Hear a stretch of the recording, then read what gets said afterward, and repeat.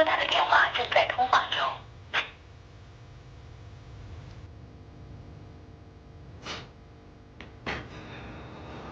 您好，您拨打的。去哪儿吃点什么？你想吃点什么呀？吃完饭陪我去逛街吧，怎么样？哎，高强，走啊。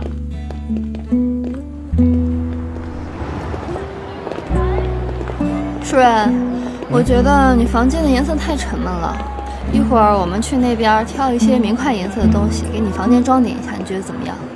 好啊。哎，这不是严瑶吗？咱们很少能在生活中看到患者的样子。那当然了，他们病好了，需要我们干嘛呀？对啊，他们在我们面前总是呈现出最糟糕的一面。其实啊，要是每位患者康复的情况都像严瑶这样，那岂不是特别有成就感？上次他来找我的时候，他还跟我说他要搬家，他说他东西特别少，所以比其他女孩搬起家来要轻松很多。你们姑娘东西少不了，就是因为东西多才会觉得温馨啊，所以我要把你的家里也塞得满满的，这样你心里就会暖暖的了，对不对？走，前面有个生活家居馆，快走。哎，美女，要杯酒啊？滚！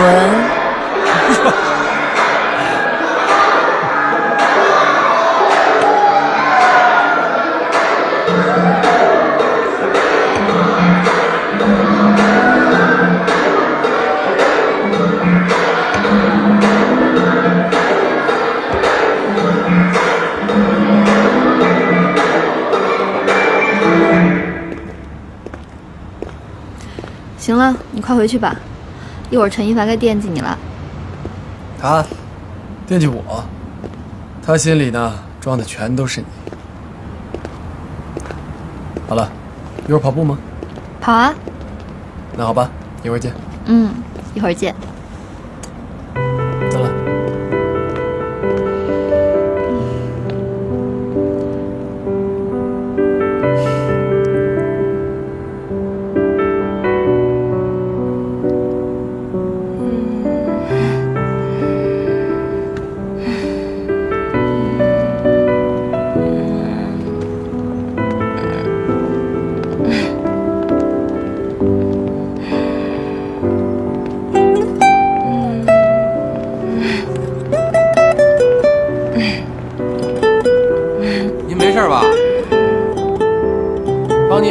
帮您叫车。走开，走开，走开！走吧，走吧，走吧。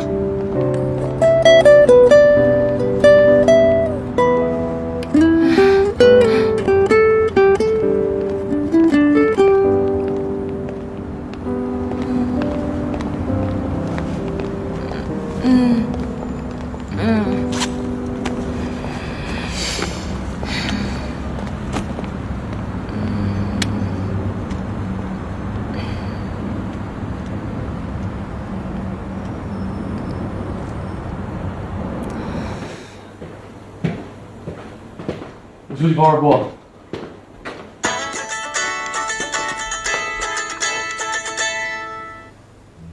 喂，Lisa，怎么了？严淑人，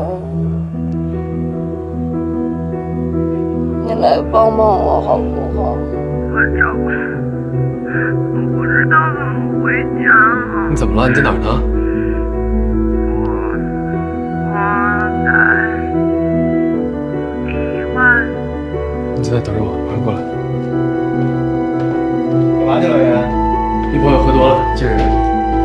男的女的什么朋友？哎，那还跑步去吗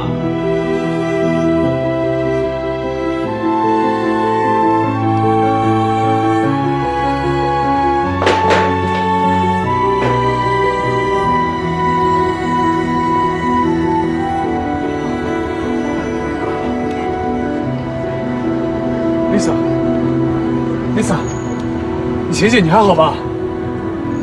你喝了多少？你来了。怎么喝成这个样子啊？走，怎么了？陪我喝一杯。喝什么喝？都喝成这样。陪我喝一杯。走吧，我送你回家了。好的话，我不喝酒说不出来。行。嘘。快点。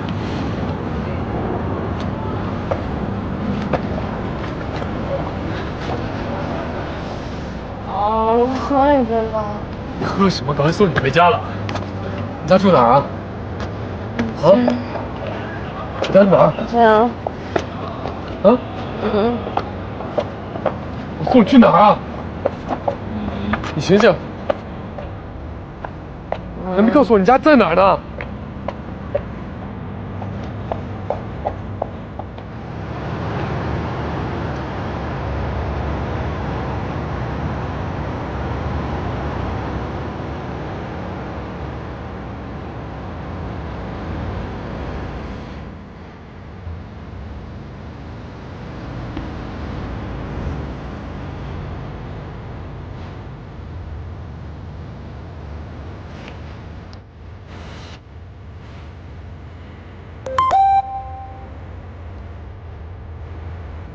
不是说跑步吗？你人呢？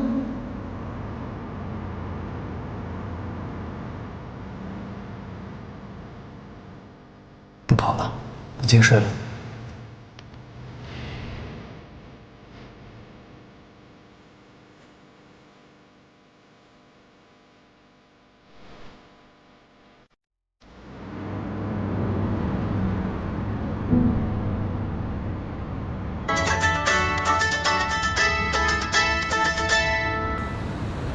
喂。你回家了吗？没呢，我现在还在外边呢。你干什么呢？我现在这边有点急事儿，等一下回去。我觉得我得先回家一趟。好了。我要回家。哎，你旁边谁呀？我怎么听见有女人说话的声音啊？哎，老爷，你到底在哪儿啊？你在什么地方呢？你赶紧告诉我。我说我等一下得。喂。喂。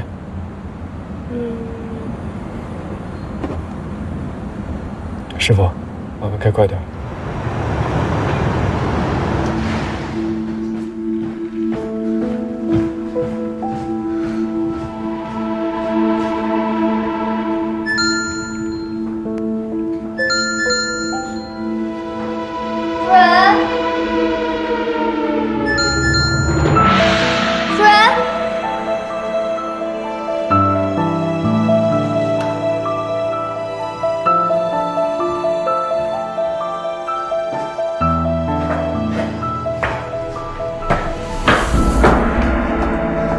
四叔，妹子喝多了。四叔，四叔！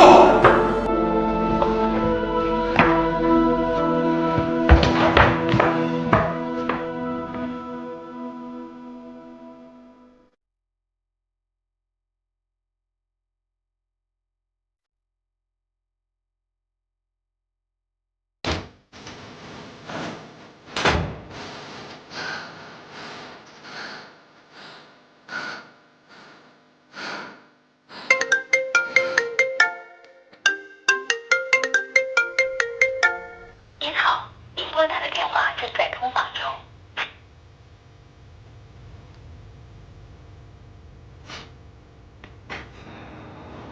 您好，您拨打的。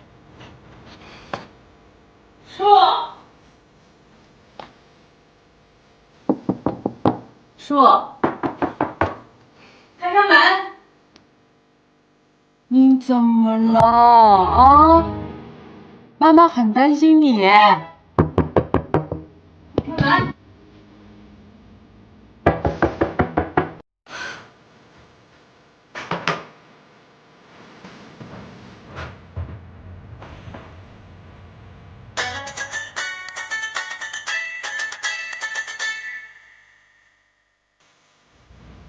白一凡，你说你是不是做了对不起四叔的事？那不是你想象的那样。这事儿你可是跟四叔好好解释。我给他打了呀，我在给你打电话之前一直在给他拨。我跟你说，严主任，要是敢做什么对不起四叔，行行，我知道了，马上回去了。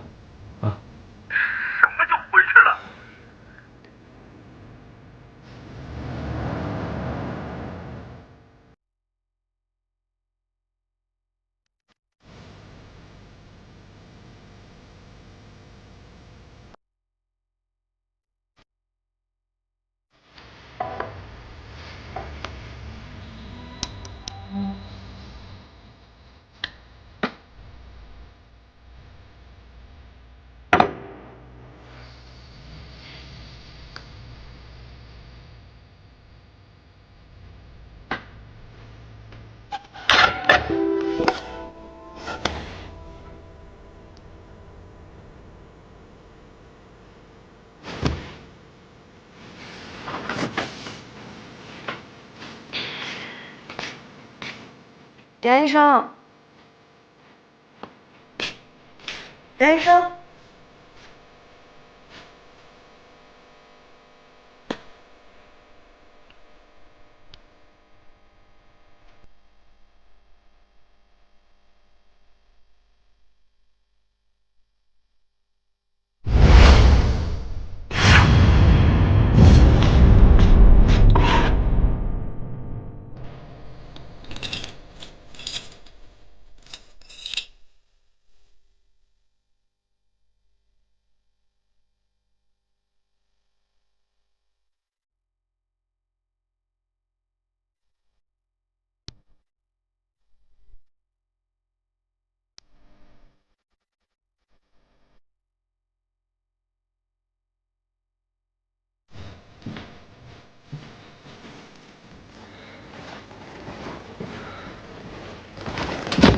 孙叔，听我解释，昨天晚上的事情不是你想象的那个样子的。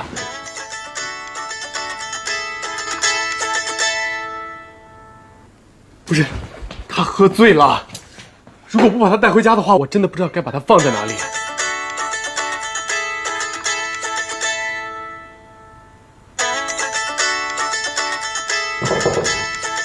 还想怎么编？我说过，我不想看见你撒谎的样子。孙叔，孙叔，别看着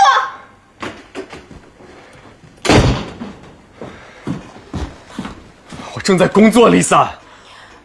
为什么在我的记忆里会有你家里的熊猫储蓄罐？我找了别的医生帮我做催眠治疗的时候，我看见了你家里的熊猫储蓄罐，但不知道为什么，看见那个储蓄罐我很开心。你不要再随便让别人给你催眠了，好吗？听我的，去找孙医生聊一下。我没法相信任何人，我就是想试试催眠是什么感觉，但它真的让我看到了一些似曾相识的片段。你要是相信我，你就应该停止现在你所做的一切。会催眠和会用催眠做治疗，这是完全两回事。这样子对你来说会有非常大的危险，你明白吗？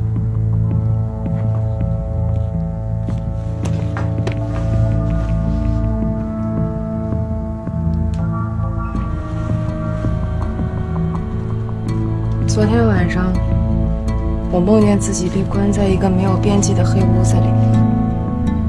梦醒之后，我看见了你摆在客厅的那个熊猫储蓄罐，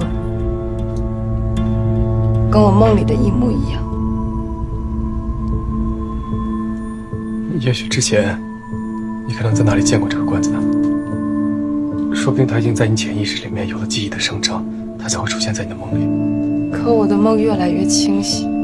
我虽然不知道我的过去发生了什么，但是我好难受，所以我才会去找别的催眠师。我没有别的意思，我只想睡个好觉。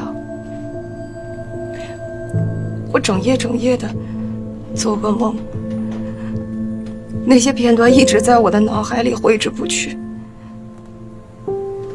严医生，我快崩溃了。我只想让自己赶快记起来，我想知道我的过去发生了什么。如果有些事情会改变你对以往的认知，你还想知道吗？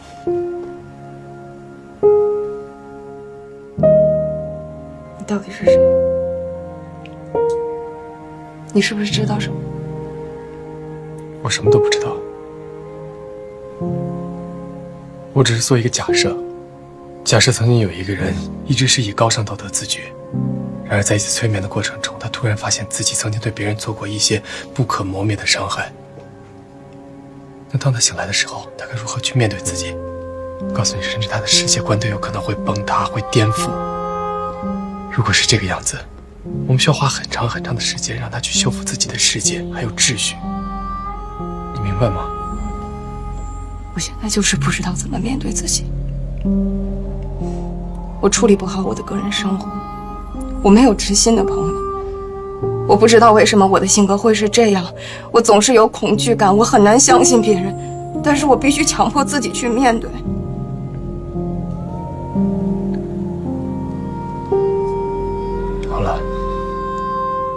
果你想清楚了，或者你仍执意接受外面的催眠，我只能说，如果遇到了什么真的不好的情况，请你第一时间回来，听我的，去找孙医生聊一下，好吗？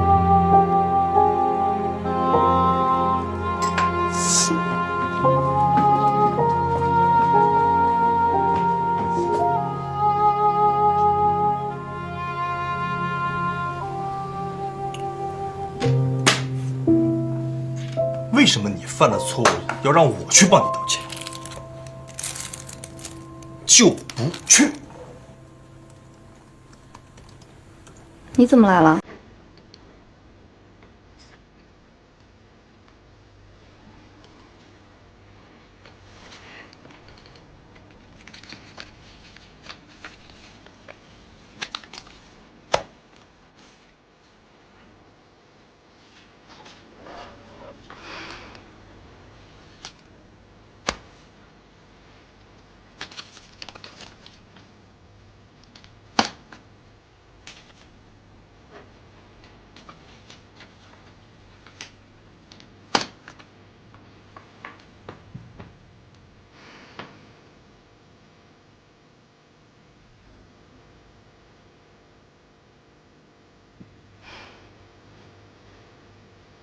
他人呢？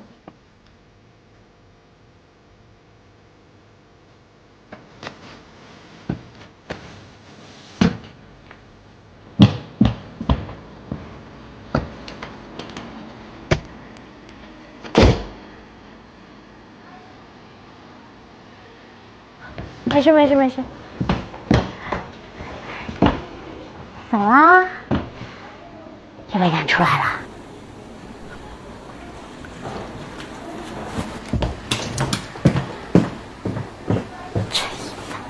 活该！孙医生，你怎么了？是不是我表哥又惹你生气了？没有，我有点不太舒服，想回去休息一下，已经跟主任请过假了。要不要我陪你去看一下？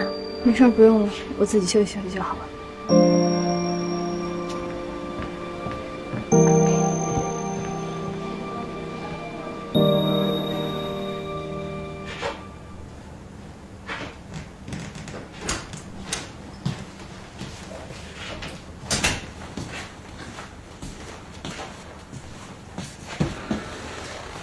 你是不是又惹孙医生生气啦？你要我怎么说你好呢，表哥？他都为了躲你都请假回家了，你到底想干嘛？他回家了？今天一大早来的时候气色就特别不好，眼睛还是红的，肯定哭过了。啊，哎，你还没告诉我发生什么事呢，表哥？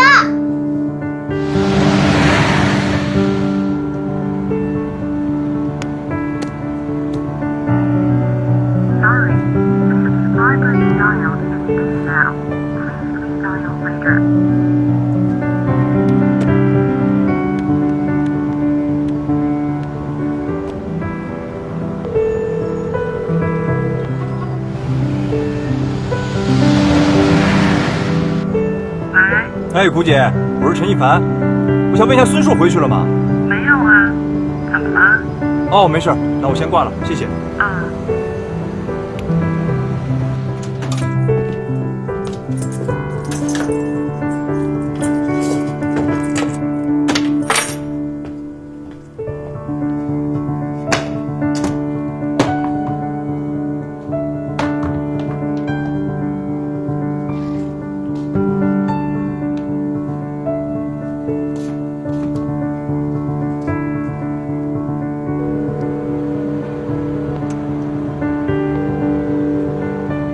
喂，严主任，我现在马上到你公寓了。孙叔没有去林教授那边，也没有去找邹华，我估计现在情况非常不好。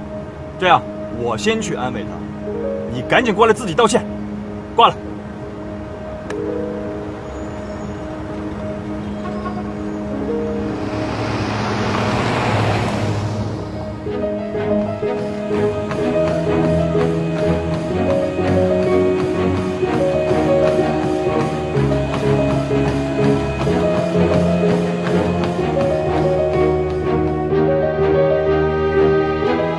我只是希望你能把心里的压力和遇到的困难都跟我分享。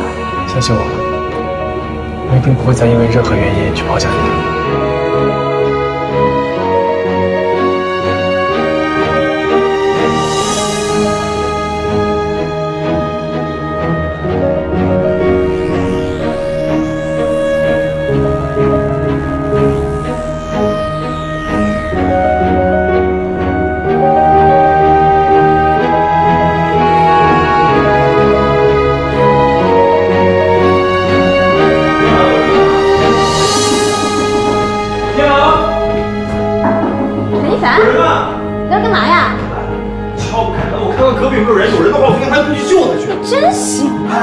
他把自己关在里面差不多1个小时27分钟了。你确不确定他在里面啊？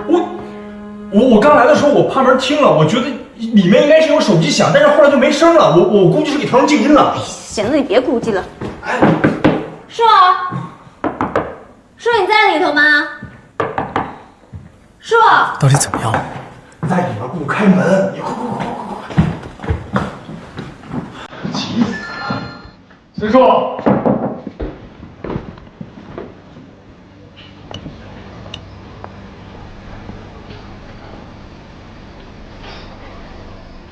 你知道我为什么学会喝酒吗？因为孙树。你莫名其妙的消失过后，他发了疯似的到处去找你。他问你分手的理由，你说没有理由，他根本就不相信。一次又一次的反思，是不是自己哪里做的不好，做的不对？不管我们怎么去开导他，他就是不听。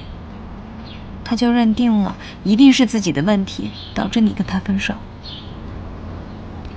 久而久之的，他心里就出现了问题。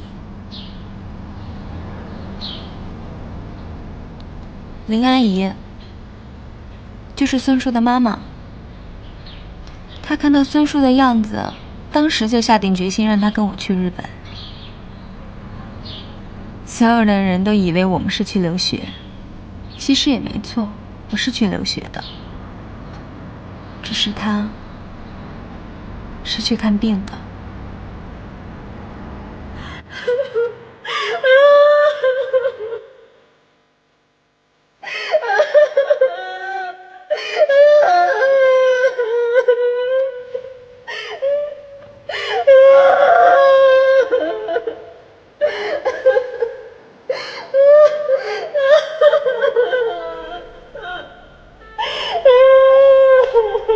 他在日本的那些年根本就不敢谈恋爱，甚至是跟人多一点的接触、近一点的接触，他都没有办法接受。其实有很多比你优秀的追求者，只是他都没有选。怎么？是亲密关系障碍吧？对，导师对他的治疗一直都没有进展，可能久病成医吧。他也一路念到了硕士，还留在了日本，这也真是让我们大跌眼镜。他的治疗迟迟没有进展的原因，是因为他自己的心结。其实你们俩之间的问题，我们外人不便多说什么的。但是我特别想让你清楚，你可能无意间的一个举动，对于被你伤害过的人，在他面前可能就会被无限的放大。这个误会他不解释，就会越滚越大。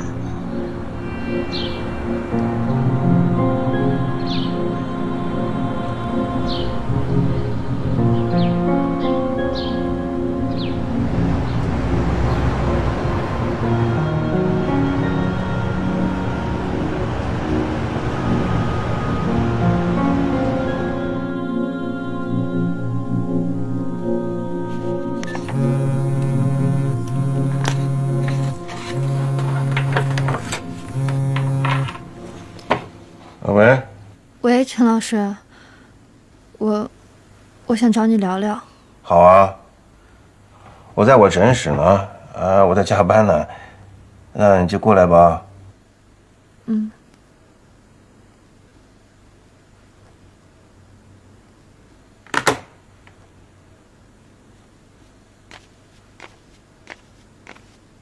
我第一次看到熟人，你知道他是多大吗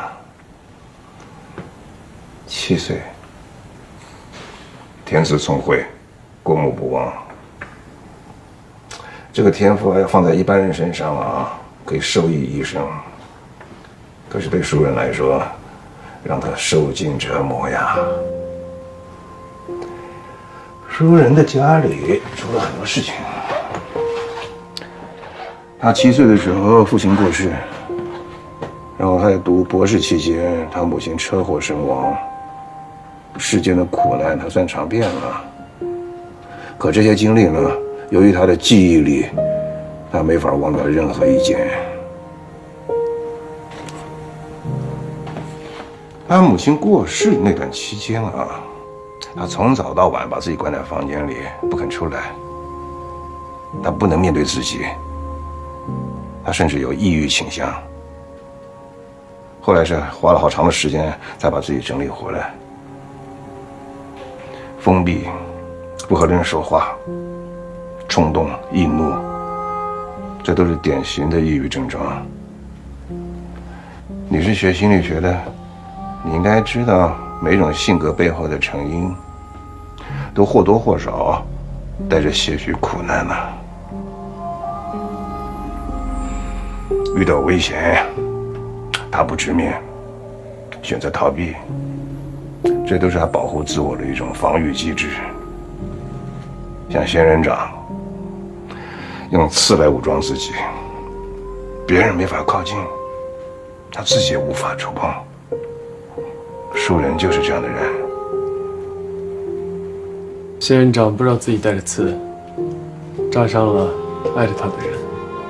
他要知道自己的刺会刺伤自己最爱的人，他估计在会与他拥抱之前，把自己的刺都拔掉，哪怕意味着自己会死亡。是吗？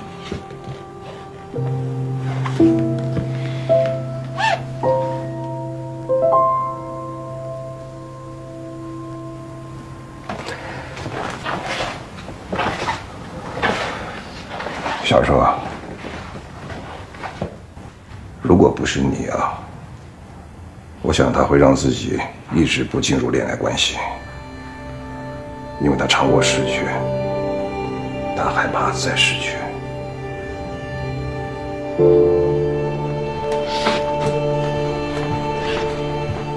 熟人心中背负的苦难，远比你想象的重。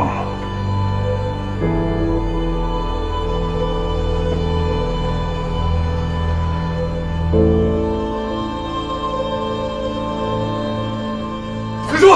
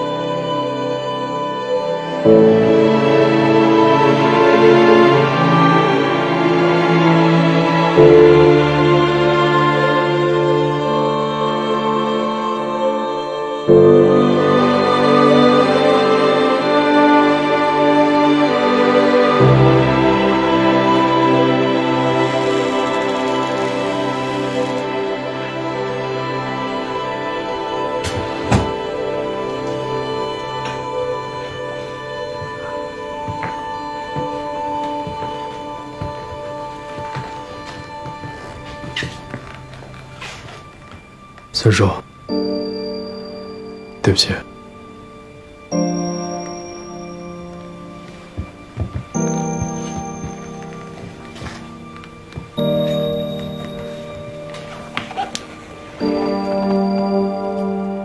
其实我过来是给你看东西。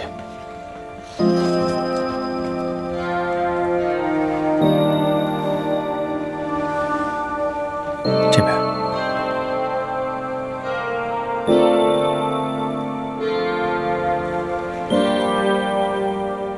丽萨是唯一幸存的妹妹。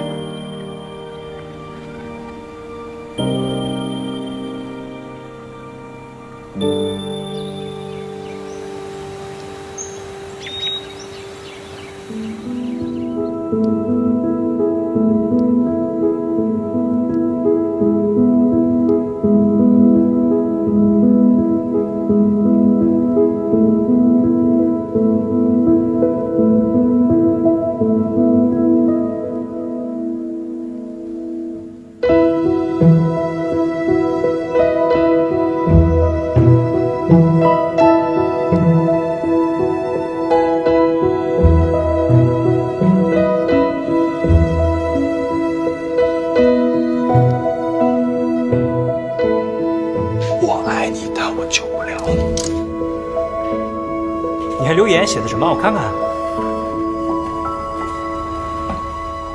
孙医生，你也看新世相公众微信号？但是刚才那篇文章的观点我不认同。如果爱一个人，一定可以救他。就以我的外科手术能力，再千疮百孔的心，我都可以将它修复，清创、止血、缝合，保证一点疤痕都看不出来。如果怕疼的话，我还可以。简直是简单粗暴。孙医生，你错了，这是精湛的技术，哦不，是爱的艺术。陈医生，请问你的自信是谁给你的？孙医生，我不喜欢你这种口气，怎么跟那个羡慕嫉妒恨我才华的洋人一模一样？人的内心就像是一座座的冰山，人们能看到的只是浮在水面上的1/10。哪怕这个世界上真的存在可以治愈心灵的手术刀，那也很难可以发现深藏在水底的伤口。我相信我的爱和热情可以融化任何一座冰山。说不定还没有融化冰山，就已经被冻死了。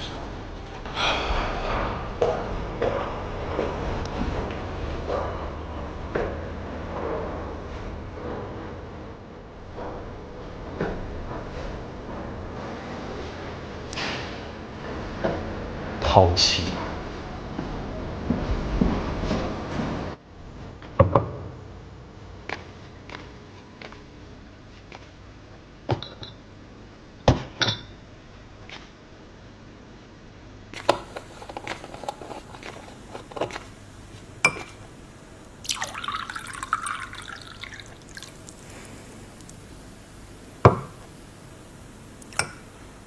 我一直认为发生在我家的所有事情都是我的错。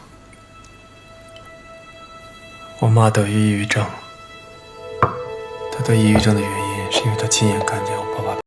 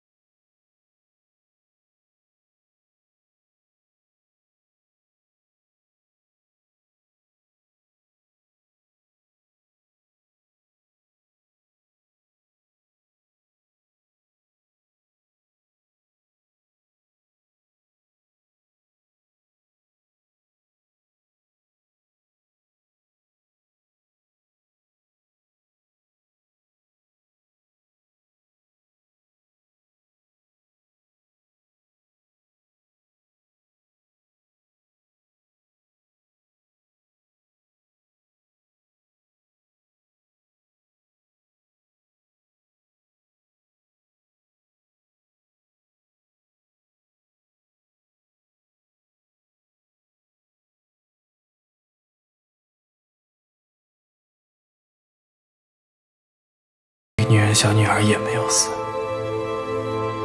圆圆，她后来有人把她从福利院领养了，不知去向。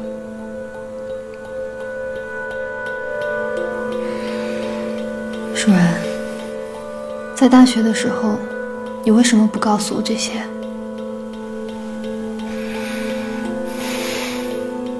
我认为我自己那个时候走进了一个无端的黑洞。我看不见任何光亮，也不相信任何人能够帮助到我。不过现在我已经走出来了。如果我那个时候知道你经历了什么，我一定会陪你走出黑洞的。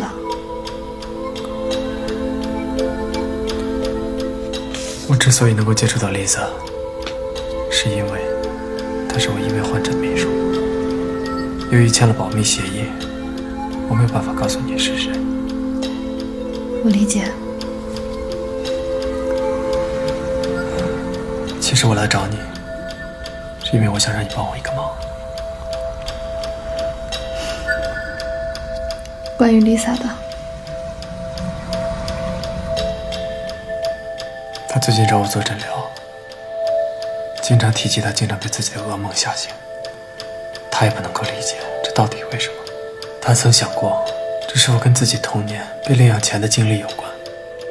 然而她的养父母对于她的生父生母只字不提，守口如瓶。我真的很想帮她，可我知道我自己不是最适合她的那个治疗师。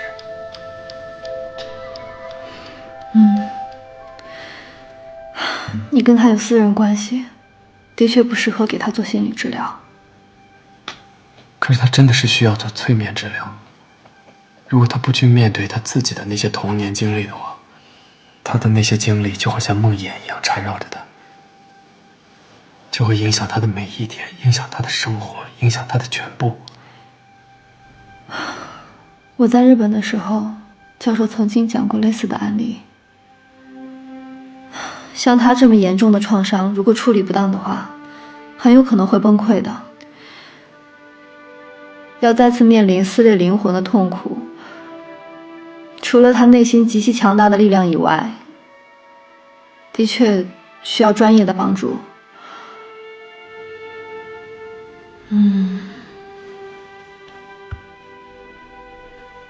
我可以答应你，但是我不能确定他能否跟我建立信任关系。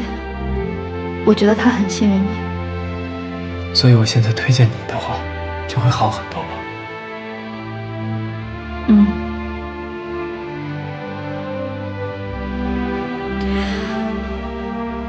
时间也不早了，今天早点回去休息吧，你也别想太多了。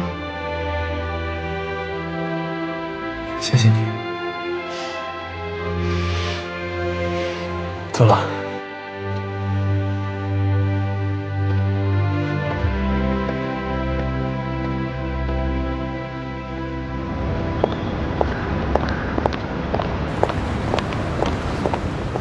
哎，孙医生 ，Lisa， 我能跟你聊一会儿吗？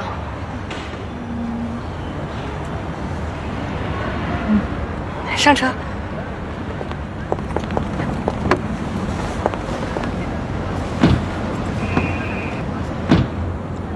孙医生，我今天约你出来，其实是想跟你道歉的。为什么？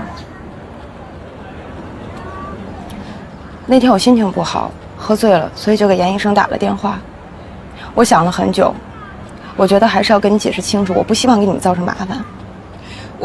我不是想抢你男朋友的。我回内地这么多年，谈恋爱总是不顺利。但自从我见到严医生，我觉得他特别亲切，特别有安全感。我控制不住自己想要找他。我不会怪熟人的，因为你首先是他的患者。孙医生，你放心，我从来没想过要纠缠他，因为我确定自己没有爱上他。如果我爱上他，我今天不会以这样的态度坐在你面前。但是我对严医生确实有一种很奇怪的感觉。我不希望你误解我是那样的人，所以我觉得要跟你解释清楚。如果是因为那天的事，就不用跟我解释了，都已经过去了。而且我也信任熟人，不会再纠结那件事的。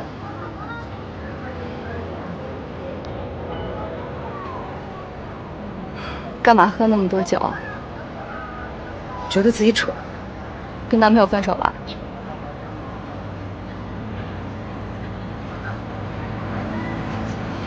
因为其他人？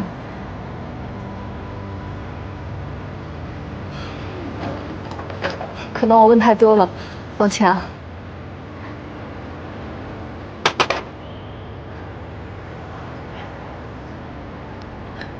谢谢你啊，孙医生，感情的事我自己也会处理清楚。我今天约你出来，其实我不想让你认为我是在破坏你们的关系，因为我自己的感情就是这样被破坏的，所以我不会这么做。我不会这么想的，放心吧，也不要有负担。谢谢你理解，我不打扰你了，我还要开个会，不好意思。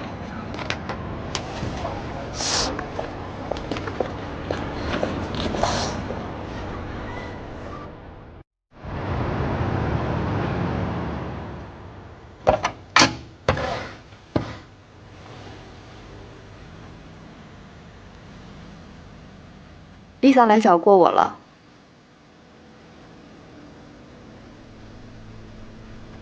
他找你干嘛？他跟我坦白，他跟你确实有特殊的关系。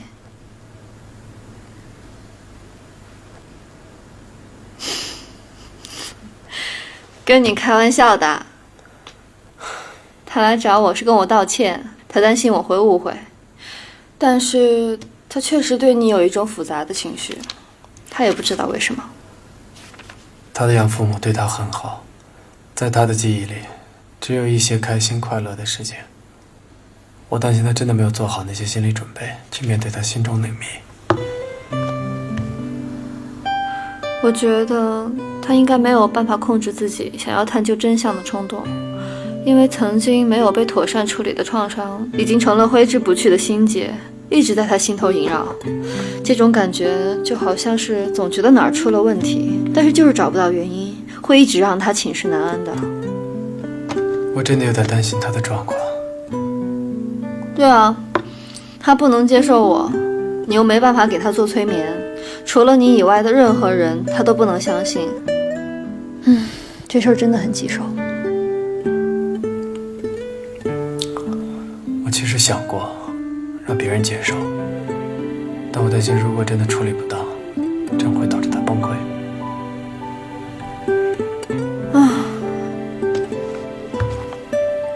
人生有时候真的很无奈，对于生命的进程，很多时候都很无力。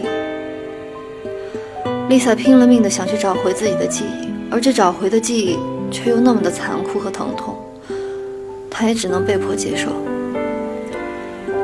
我们不能选择自己出生在一个什么样的家庭里，但无论你出生在一个什么样的家庭里，富贵的或者贫穷的，这都不能左右我们的喜怒哀乐。人在情绪面前都是平等的。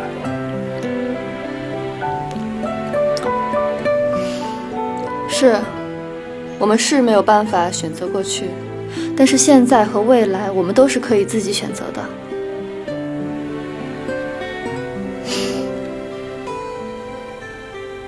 你呢？能放下过去，放过自己了吗？快了。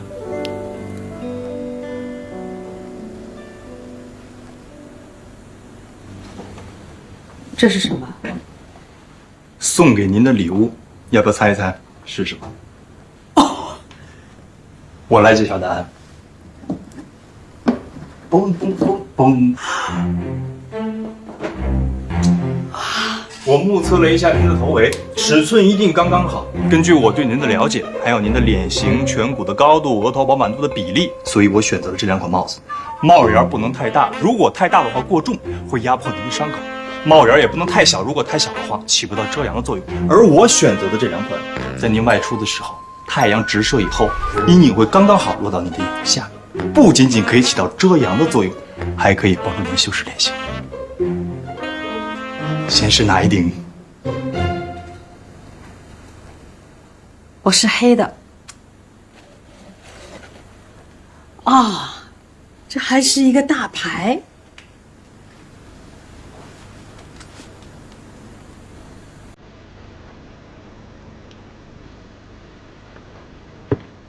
怎么样？我的审美配上您的气质，简直是天衣无缝。谢谢，非常荣幸。小顺回来了。哎，慧娟，你怎么来了？好，我来看看林教授。你看，一帆多有心啊，给妈选了帽子啊。谢谢你啊。客气什么？过来吃饭了啊。林教授，我们边吃边聊。来吃饭吧。我来。先去洗个手。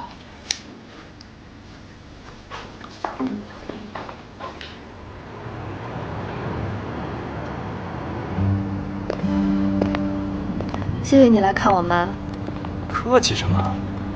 哎，虽然说你们两个都是我的女神，但是我觉得我跟我的偶像好像更在一个频道上。对啊，所以你是妇女之友，对吧？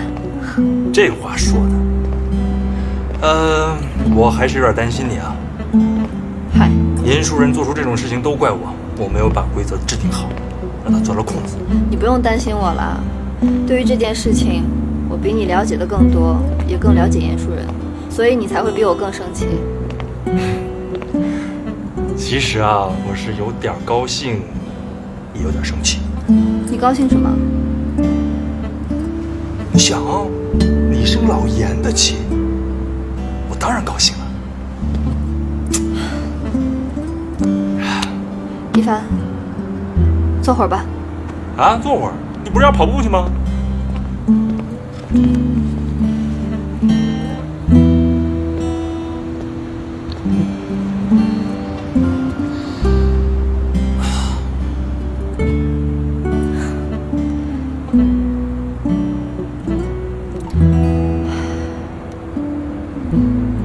一帆，我真的不想伤害你。你没有伤害我啊。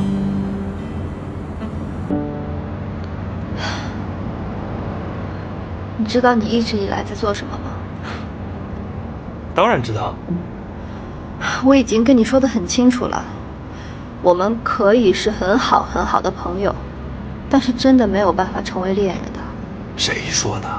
孙医生，我跟你说，我最近看了好多电视剧，所有的恋人都是从朋友发展过去的。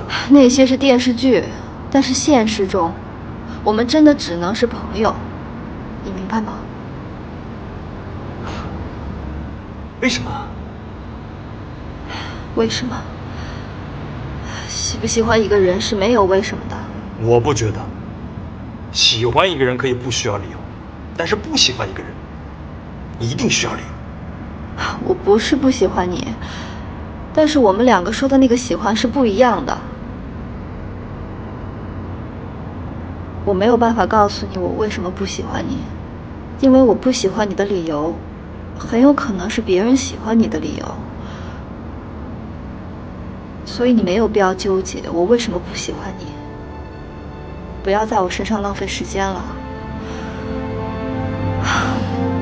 你现在需要找一个你喜欢他，他也喜欢你的人。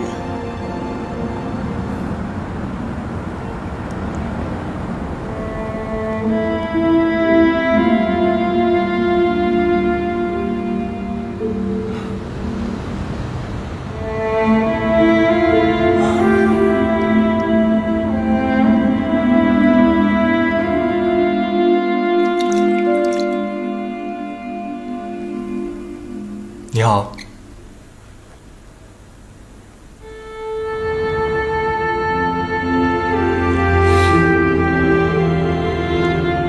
你说的这些，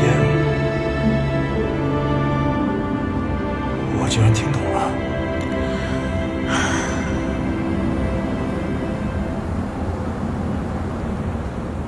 可是我公式计算的结果，我追求你成功的概率是99%，可是你连1%的机会都没有给我。你乱动就会引起气流变化，我的木条就会倒塌。哼，欣姐啊，再打一回不就得了吗？你应该向我道歉。就这还要向你道歉啊？你应该向我道歉。对不起。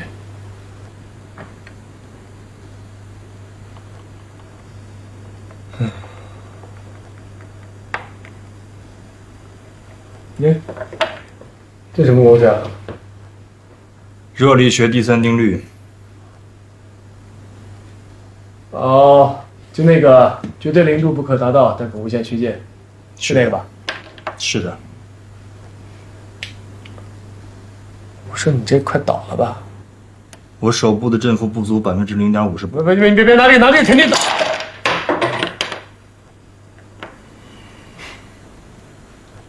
说什么来着？绝对零度不可达到，但可无限趋近，啊？哎，你不觉得这跟爱情其实挺像的吗？你可以无限去接近它，但它永远让你捉摸不到。热力学第三定律讲的就是鼓励人们想方设法去接近绝对零度。绝对零度只停在你的想象里，你生活中是可以无限去接近它，但你达不到的。我知道你很会讲道理，而我是一个什么都只会用公式去演算的笨蛋。但是为了追求孙数，我做了很多运算之外的事情，这些你都知道吗？可是我公式里唯一的败笔，就是忽略了你的存在。所以我无论怎么努力，都只能是无限趋近。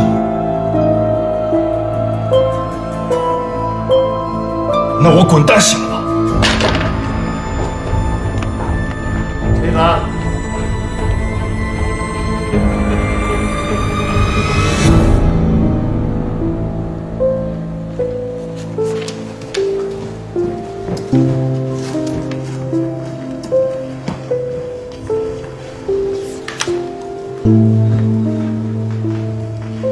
景然，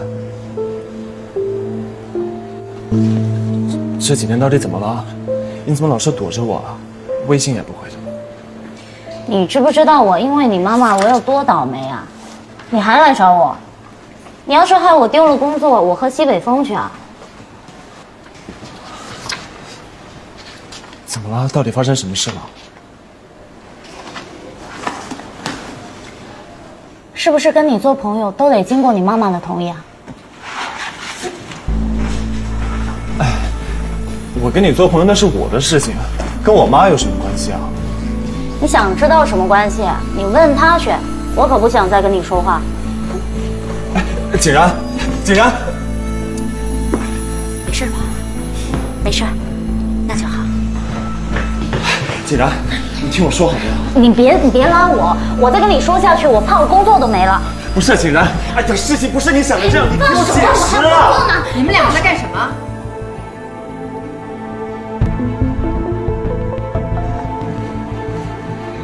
妈，你别误会了，是我来找景然的，这事跟他一点关系没有。你解释什么呀？你越解释越说不清楚。这是什么场合？现在什么时间？是你儿子非跑过来找我的，关我什么事儿啊？景然，你少说点。别拦我呀！我说错了吗？我主任。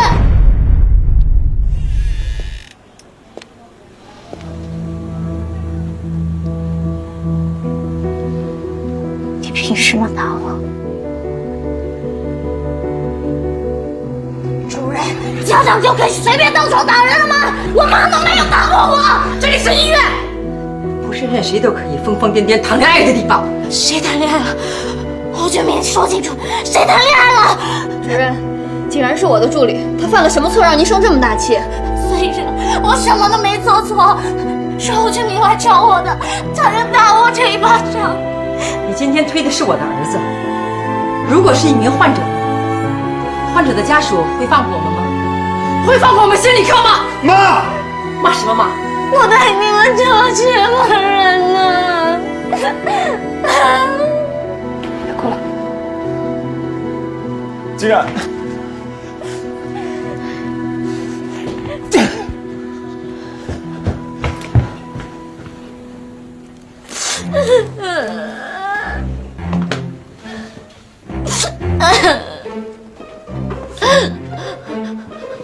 哭干了，都没眼泪了。你说我怎么那么倒霉啊？我又不是要跟他儿子谈恋爱，我凭什么要把他挨这一巴掌？哎呀，行了行了，你也别着急了，我得明天去跟王主任聊聊，才能知道怎么帮你啊，对不对？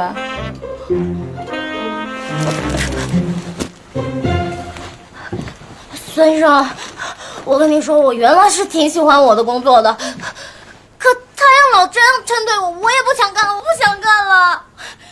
我又没有做错什么，我凭什么挨这一巴掌啊？景然啊，我知道你今天承受的这些不是你工作的一部分，但这是你人生必经的一部分。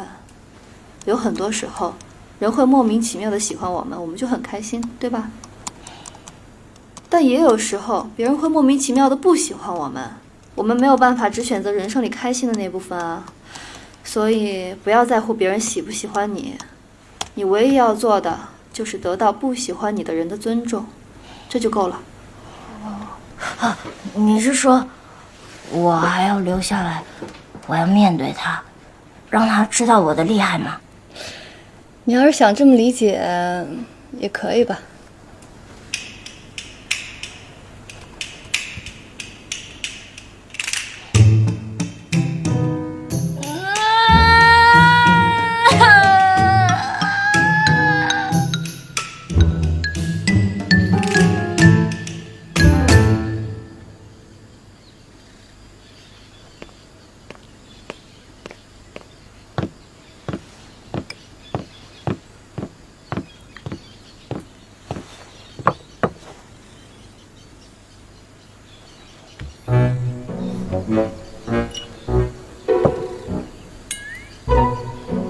我不开心，我也不开心，我不想这样不开心。我也不想这样不开心。打电动，幼稚，唱 K， 没兴趣。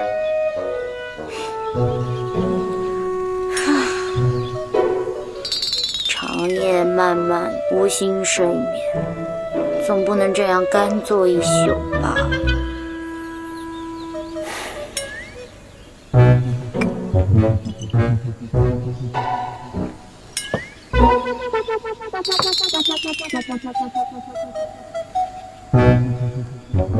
走，走。